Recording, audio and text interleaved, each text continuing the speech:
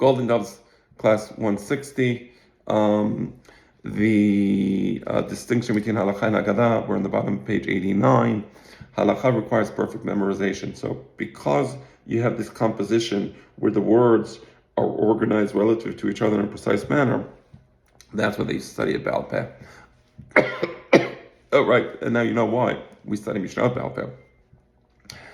The student is expected to repeat faith. By studying Mishnah Baal Peh, it's not just a question of course, it came about because we have the concept of halakha, where the order of the words matters. But studying Mishnah Baal Peh, it structures the mind in a very special way. And it gives the ability to the person to think in an intelligent manner and to process information in an intelligent manner. This, getting back out to the text, the student is expected to repeat faithfully the original statement, even when this involves faulty pronunciation. It's so interesting. So, imagine your pre-printing press, and the teacher teaches you a halakha, and now you study Baal Peh. Even if the teacher mispronounces a word, when you repeat the halakha, you could repeat it exact. This is the training. The training is repeat exactly as the teacher taught you. Right. Allergy. But I got to do this now because later on I start working. Hillel faithfully mispronounced a Hebrew term in the transmission of halakha as conveyed to him by his proselyte teacher. So his teacher was a proselyte, Shemaiah the Avtalion. They mispronounced certain words, and when Hillel would repeat the halakha that was taught him by his teacher, he would repeat the mispronunciation, because the disciple is obligated to say it in the same language, that is, as it was pronounced by his master. That's an amazing idea. And here you see the emphasis on the concept of halakha, which again is misunderstood by most rabbis today. It's foreign to them. And again, I'll say it's a little embarrassing that this book, my father's book, has been around for decades, and these ideas have been discussed by his students for decades, and yet somehow it's such fundamental ideas. What's embarrassing is, and somebody actually was a little critical of my criticism, calling it emotional and whatever. So imagine you have a group of physicists who don't know the second law of thermodynamics. It is embarrassing. Whether it's excusable or not is a different issue, but it's still embarrassing that you call yourself a physicist and you don't know the second law of thermodynamics, or you call yourself a biologist and you don't know how the genetic code is transmitted, right? It's embarrassing. Again, whether they're victims of their own stupidity or they're just plain stupid, it doesn't make it less embarrassing that we have a rabbinic establishment that is doesn't have basic fundamental knowledge of rabbinics, right? That's there. Okay, some of the disputes between the rabbis do not concern the substance of the issue in question, right? So, and that's why you have machlokot, which often the machlokot, the disputes between the rabbis, are not substantive, but rather what's the proper composition, right? But rather the linguistic formulation of that tradition. That's so interesting. So this is a textual concept that is foreign to the Western world, because the Western world doesn't have the notion of halakha. Thus, the Tosefta remarked, they did not argue about the substance of the halakha, but rather about the language, right? So there was a mahloket in Masechet Para, and they point out that the mahloket is not a mahloket in the actual, what the law is, what the practice is, what the proper application of the law is, but rather the mahloket regarded the formulation. I'm just going to read the footnote now, footnote 8, right? I'm sorry, wrong.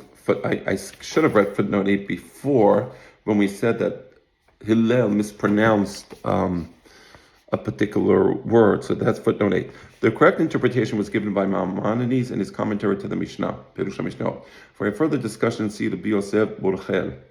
Okay, the compliments to the student who is faithful even with the words that he has heard from his teacher, right? That's what the Yerushalmi says in Masechet Pe'ah, right? That he's faithful to pronounce the words exactly as his teacher pronounced the words. Intend to stress the duty to repeat the exact words of the teacher, even when they appear to be faulty or senseless. Okay, they have, for example, so it says, so today we have, oh no, the correct is litan, beshat litan.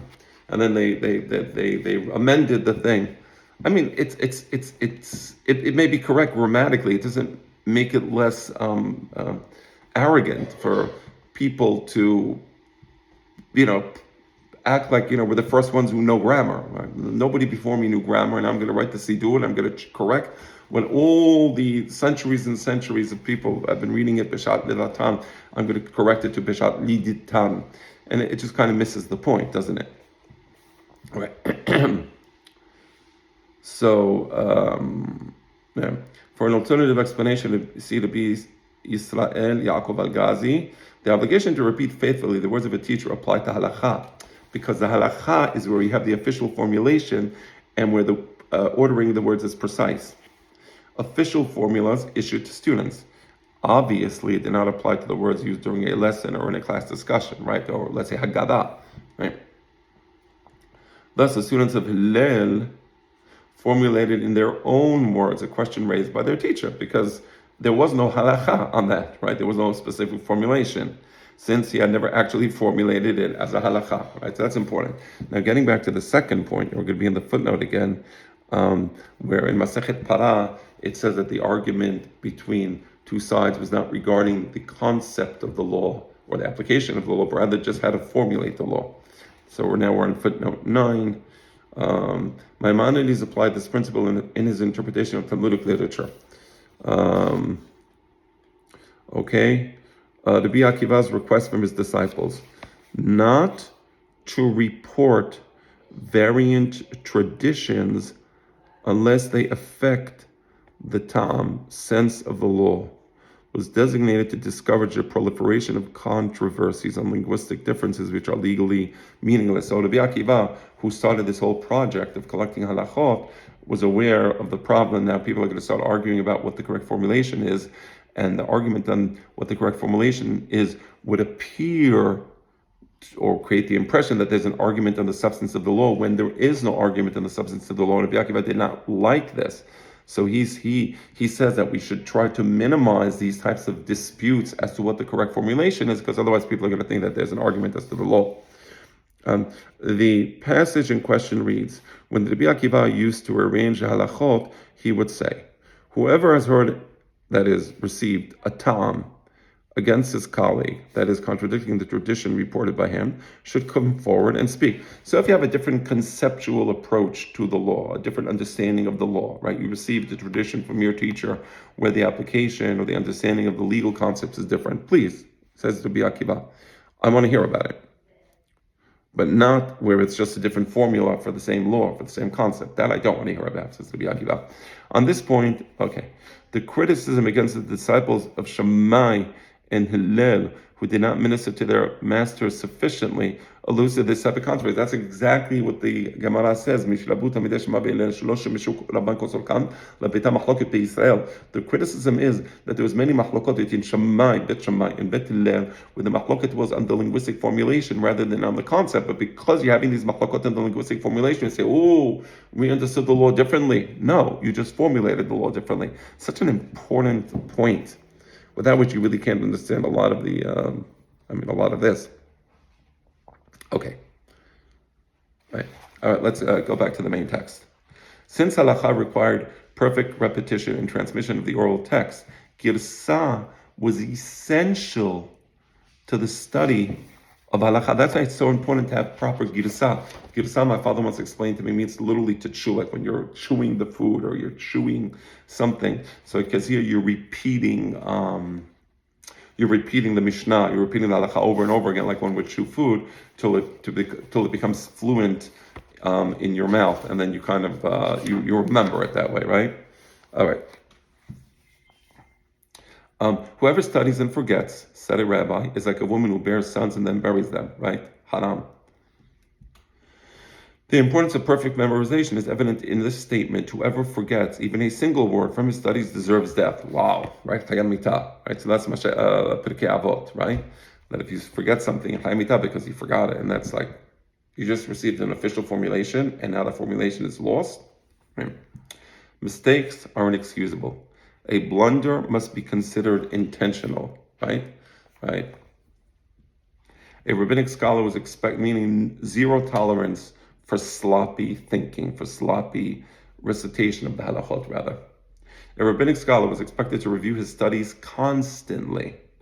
That's why you always have to review and review and review so that you don't forget. To ensure absolute accuracy, he would recite the oral text periodically under the supervision of an authority, right? And now, so because you want to make sure that when you're reciting the Mishnah, you're reciting it by heart. So sometimes I study Mishnah by heart, and my son's studying Mishnah by heart. So I have the book, and my son will recite, and I'll make sure he's saying it correctly, right? Or vice versa. I'll recite, and he'll make sure I'm saying it correctly. In the footnote 14, it says, this is expressed with the Aramaic formulation, shechiach kameh. So when you see in the Gemara that Rav Peloni was shechiach kameh of another Rav, he was present in the presence of another rabbi.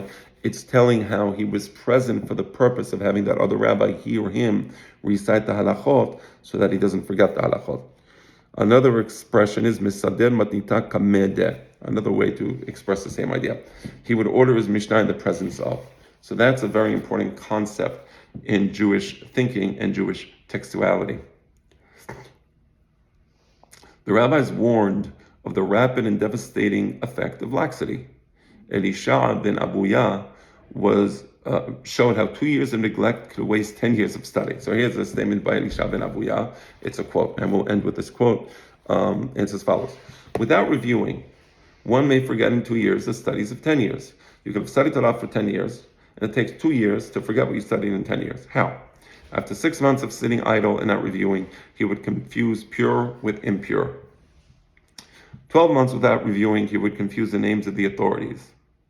18 months without reviewing, he would forget the headings of the tractates. By the 24th month without reviewing, he would already have forgotten the headings of the chapters. So here you see the idea of, and I'm just going to go, to footnote 15.